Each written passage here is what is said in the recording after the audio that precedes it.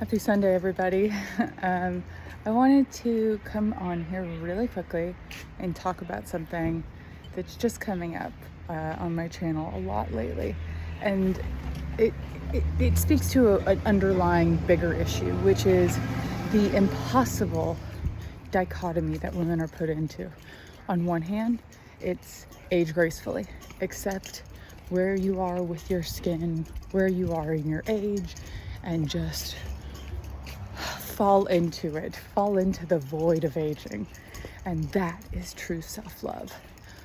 Or, and the other one we all know very well, which is don't you dare age. Don't you dare look a minute older. Stay beautiful so you can stay relevant, because society is not kind to women when they age. We become invisible. And people will say, oh, that's not true. I accepted my aging. I'm not invisible. Okay, well, I hope you live in a place outside of the US, because that is just the reality of society, and we can fight it and say it's not true, but it is. It just is. And I don't think that we have to subscribe to either one of those in totality.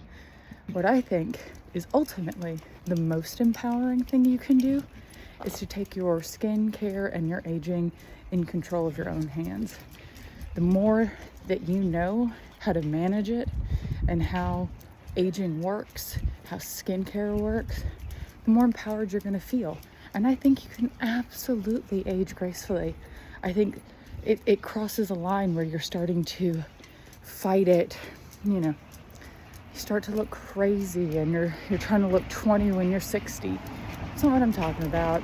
I'm talking about accepting where you are at any given time, but also simultaneously doing the best you can to make sure your skin looks as good as possible, because that is empowering to me. Being in control of my skin and looking as good as I possibly can at any given moment is empowering. And I don't mean always wearing makeup. I don't wear makeup most days. I mean the condition of my skin. So, you know, I get a lot of comments where people accuse me of using filters. I just want to remind everybody what the purpose of my channel is, because maybe I haven't been clear enough in stating my objectives. I'm not selling anything. I'm not trying to make anyone feel bad. I'm not trying to put something out there that isn't real. And that is why I'm filming this video while I'm walking the dog with no makeup at 9 o'clock on a Sunday. My objective is to show you what I've learned. You know, there's a reason that my skin looks better at 40 than it did at 30. And some of it has to do with things like lasers and microneedling, but a lot of it has to do with consistency of skincare over a decade and using the right products. A lot of it has to do with Botox and using fillers strategically. But I want to show you what I've learned in hopes that maybe it could help you in your journey. That's it. I have no other objective. I love doing this. I've found great empowerment in understanding the science of skincare, and I just want to share that with other women because it feels good. And I love not being bamboozled by skincare companies and wasting my money on stuff that doesn't work. That is what I want to share. You know, I have a hard no filter policy, not because of anything to do with social media. It's a personal philosophy. I used to have a girlfriend who used filters on every single video she posted and every photo on her personal like Instagram, and we all knew it. And I think it speaks to a deep underlying insecurity, and ultimately you are reaffirming the message to yourself that you are not good enough as you are. And I hate that. I get that message enough from the rest of the world. I am never going to send that message to myself intentionally. And that's what I think filters do. So I have like some pretty strict rules about things I will and won't do to try to preserve my mental well-being. And one of them is filters. I will never use them on my channel.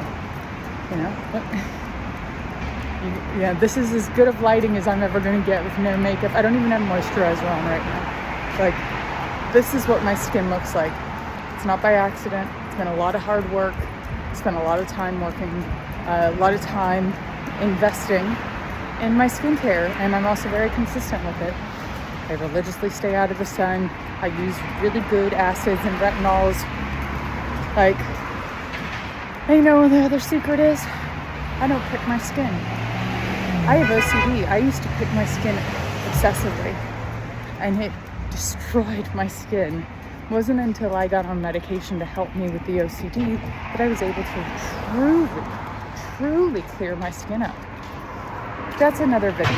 So, if there are people who want to understand more about OCD and skincare, I'm happy to do that video because it changed my life. So, again, I want to thank everyone who is a supporter and a subscriber and a follower. Thank you for the love.